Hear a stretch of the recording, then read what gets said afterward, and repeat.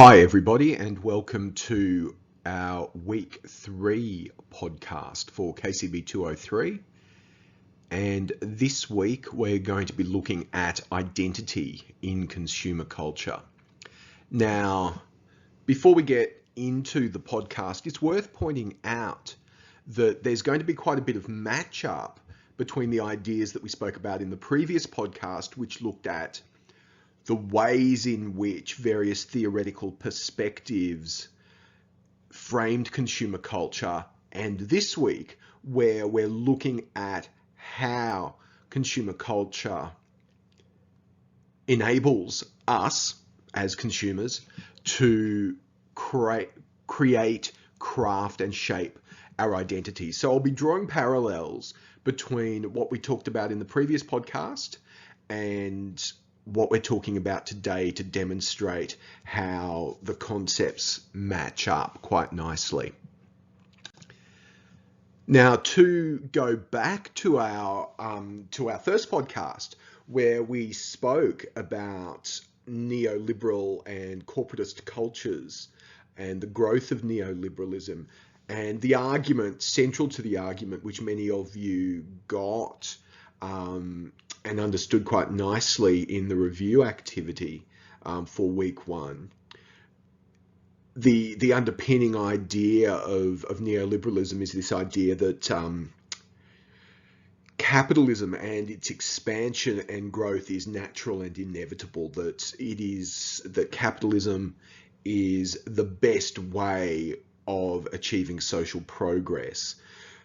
And as a result of that, our identities within consumer culture, at least, how we see ourselves, how we see others and the world around us, the way we construct our identities in consumer culture, therefore, is considered to be natural and inevitable also. Now, we spoke in the week 1 podcast that one of the problems with that, one of the criticisms of neoliberalism, is that understanding our identity as natural and inevitable, or naturally and inevitably enmeshed within consumer culture, means that anyone who doesn't fit in, anyone who may be unemployed, who may decide to dramatically decorate their body with body art and piercings of various sort, or even people whose religion means that they wear different types of clothes compared to Western consumer culture, they are considered deviant, weak, lazy, not to be trusted. So they're considered to be outsiders. Now, what I want to do in this week's podcast is consider how we as consumers respond to consumer culture and use consumer products in a way, or in ways, that the makers may not necessarily have intended their products or their services to be used. So what I'm talking about, or what we're talking about in this podcast, is a more inclusive way of understanding identity under consumer capitalism, and thinking about how our identities are a product of the social, cultural, political, and economic environments that we live in, and how we respond to these. So there's a direct relationship between this podcast and question 2 for the first assignment. So we will look at how people use consumer culture to resist dominant ideologies, to resist mainstream consumer culture. But we'll also consider the idea that capitalism is very good at incorporating this resistance, or bringing this resistance back into the mainstream. So the idea of resistance and incorporation are the two central ideas that underpin the second assignment in this unit. So this podcast, I think, will be really, really useful and beneficial if you're contemplating assignment 2.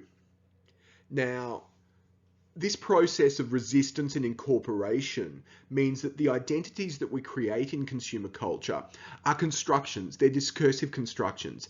They're never entirely repressive. So we're never, as consumers, completely exploited, completely repressed, completely manipulated by consumer culture. However, at the same time, we're never completely liberated under consumer culture. We can never do whatever we want with consumer culture. There are always constraints. There are always limits.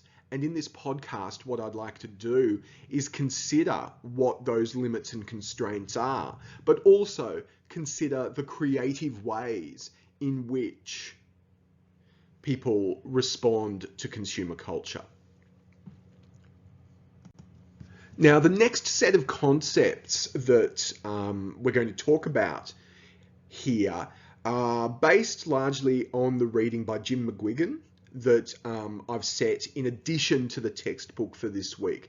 So the textbook is really great for covering a lot of the material, but the reading by McGuigan gives you an understanding of some of the ways in which, or some of the concepts that are used to explain how people adapt and play with consumer culture. So if you're interested in this topic, read, give the Jim McGuigan reading a good going over. Now, what I'd like to do here is look at some of the processes that have been largely adapted from studies of youth subculture, but we can apply them to other areas of consumer culture quite powerfully also, to look at the creative ways in which people use and manipulate popular culture and consumer products in order to create meanings which the makers of those may or may not have necessarily intended. So the first concept that I'd like to focus on is this idea of appropriation. So appropriation is defined as the process by which a consumer item is used by a particular subculture or a particular consumer group in a new way, unintended by the makers, in order to convey a new meaning. And one of the most obvious ones, and it's still relevant, we still see it, particularly if you go to festivals like Splendor in the Grass or other music festivals, is the appropriation of the Native American headdress as a fashion item to be worn at festivals, at music festivals. Now, clearly this is using the Native American headdress in a way that was completely unintended by Native Americans. Indeed, its symbolic value within Native American culture is completely removed and kind of depoliticized into a more generic kind of costume that's worn by festival attendees. Now, appropriation is a bit of a hot topic at the moment, particularly in America, where which has always been quite sensitive towards issues of race. Things get played out a little bit differently in Australia with because multiculturalism, or the idea of multiculturalism, I think, takes on a different complexion in this country. So people are quite aware and critical of this process of appropriation, particularly in the States, where on college campuses there have been complaints about serving sushi in college cafeterias and things like that, because that's an appropriation of Japanese food, a Western appropriation of Japanese food. Now, in Australia, that would be taking appropriation that far would be seen as a little bit odd or awkward because there are sushi restaurants, there are, noodle restaurants throughout our culture, food courts everywhere. So we're not as, in Australia, I think, as kind of reactive to this idea of appropriation, but certainly, this notion of taking the artifacts of non-Anglo cultures, reappropriating them, depoliticizing, removing their symbolic value and turning them into kind of costumes or consumer products, certainly does produce some criticism. And I know that in previous years, the selling of Native American headdresses was banned at festivals overseas, such as Glastonbury. So the new meaning that's created by an appropriated item stands in opposition to the intended meaning because it's driven by consumers and therefore is considered to be a bottom-up cultural process. So the idea is that that meaning is tweaked and it's driven by consumers rather than the sellers of that cultural product, or sorry, of that consumer product. I beg your pardon. So appropriation is the idea of taking items and wearing them or using them in a way that changes their meaning or their intended meaning. Bricolage is how those appropriated items get arranged into a kind of entire meaning system, if you like. So if you go back to those of you who have done KCB 101, Media and Communication Texts, we're talking about the selection of items from a paradigm and how they get arranged into a syntam. So the selection and arrangement of items to create meaning. And hipster, although perhaps maybe a little dated now, I think is a really, really good one to use here to describe bricolage, because hipster relies in so many ways as a subculture and communicating the meaning of subculture on ambivalence and ambiguity. So if we look at our two photos on the left here, we've got two very different types of hipsters. We've got a kind of trade-off here between our guy in the top photo representing a form of gender ambiguity. It's very clear that he, biologically, he's male. He's got the stubble. He's got,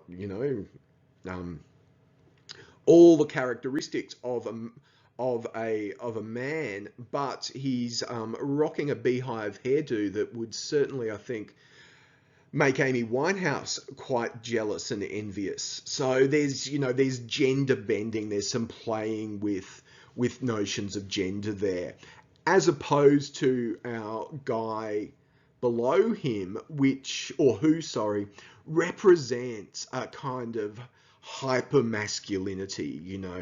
Hipster, the use of really, really big, thick, bushy beards, facial hair, kind of hyper masculine, traditional kind of lumberjack shirts.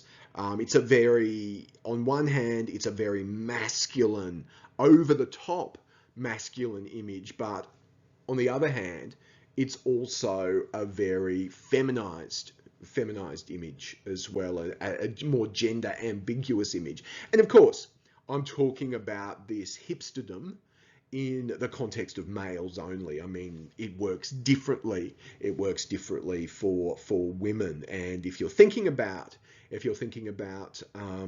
a topic for your second assignment, approaching hipster women from the perspective of question 2 might be a really good way to go. Now, hipster also plays on that binary of real work versus art. So very, very important within hipster culture is the idea of being creative, and that may not necessarily be how you earn your money, but that's what you consider your real work. So that there's a binary opposition there at play as well. Now again, hipster and the appropriation of items within hipster culture, whether it be kind of the 1950s lumberjack shirt or the 1950s beehive hairdo, there's an intention, I think, within hipster culture to play with kind of classic ideas of American cool.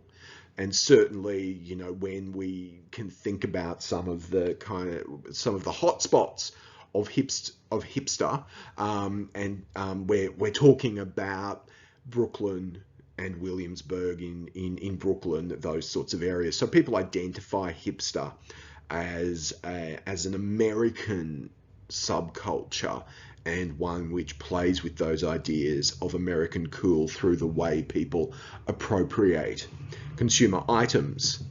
But within all of this, there's a very heavy emphasis on irony.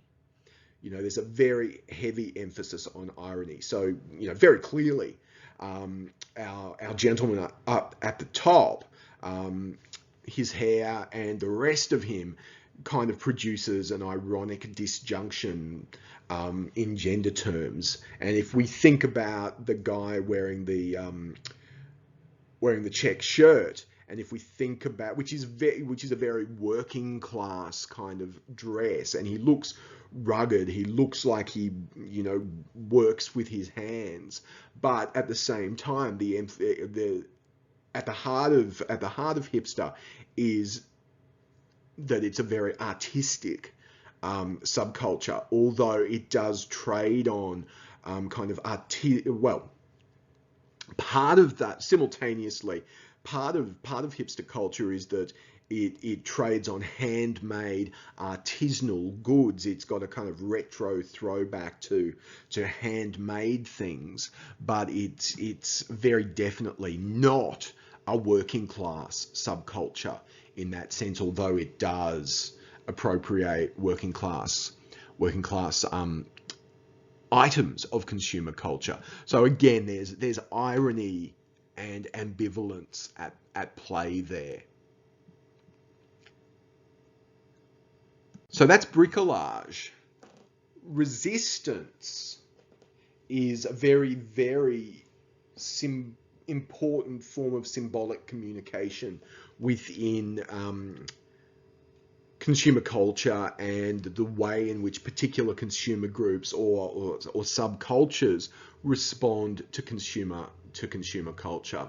So when we talk about resistance, we're talking about the ways in which a particular style, a particular subcultural style, and a particular subcultural activity works to challenge the dominant social order. So if we go back, and we've been talking in class quite a bit about cars and the symbolic value of cars. So if we have a look at the kind of subculture of illegal street racers who race their hotted up cars illegally on suburban streets, we can look at that as a very, very powerful form of resistance, in that there's a symbolic challenging of the social order here by turning everyday streets into racetracks, which of course is going to bring about the attention of law enforcement. So there's that kind of symbolic challenging of the dominant social order, which crosses the line quite often from legality into illegality. I mean, another very obvious example here is drug taking in all its forms. And historically, drug taking has been used as a very powerful way of symbolically resisting normality, dominant forms of authority.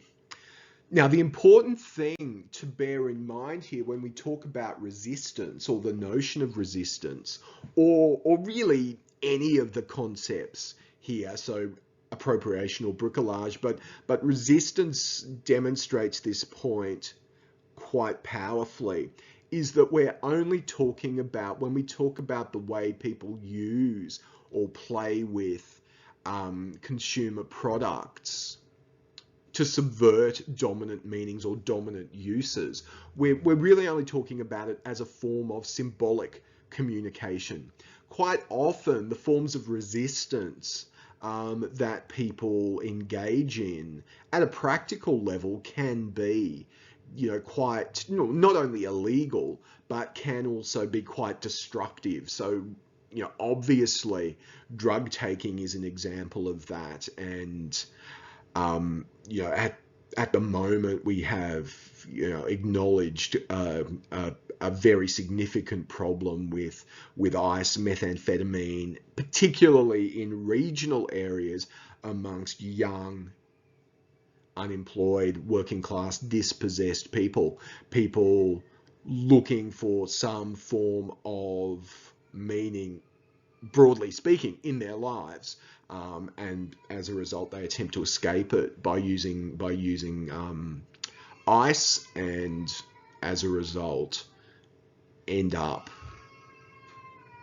causing themselves considerable harm, as is the case with our illegal street races. So we know that, if something goes tragically wrong when you're playing with authority, when you're challenging authority by racing illegally on suburban streets, you can end up killing yourself. So it's important to understand that in reality, forms of resistance through popular culture and consumer culture have a symbolic value, but they're not necessarily the healthiest things to do.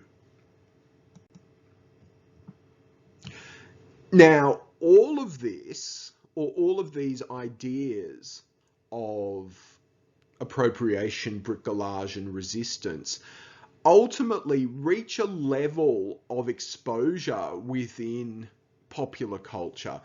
They get picked up on by the media. People start talking about them. People start sending them up. And ultimately, these kind of subversive expressions of subcultural style or consumer style, the subversion of dominant meanings, get turned back into mainstream consumer items.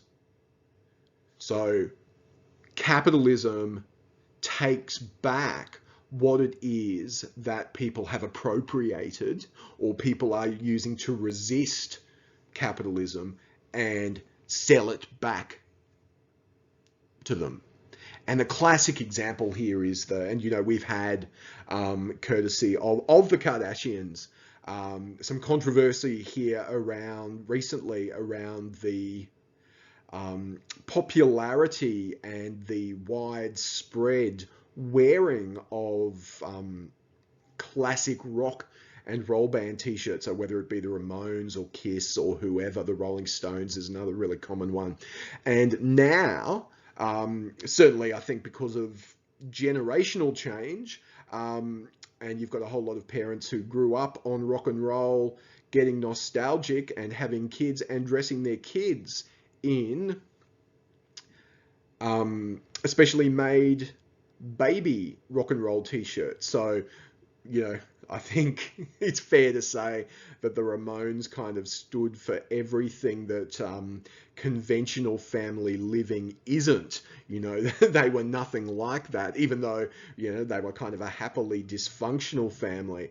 But here we have, the cool kid being dressed in a Ramones t-shirt by the cool parents, and he looks like kind of a junior hipster in many ways. So once you start reading articles about, that will instruct you on how to be a hipster, or, the 13 most hipster items of clothing, which you can link to at the bottom of this slide here. Once you start seeing those types of articles in the mainstream press, and once you start seeing kind of clothes that were once considered to be cool being sold in kind of mainstream department stores like Myer, Kmart, Target, Big W, etc., that form of subcultural expression has been well and truly incorporated back into the mainstream.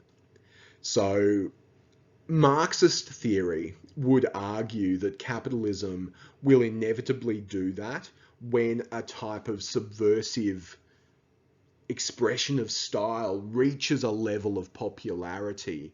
Capitalism decides that it's time to cash in on it and start mass producing it.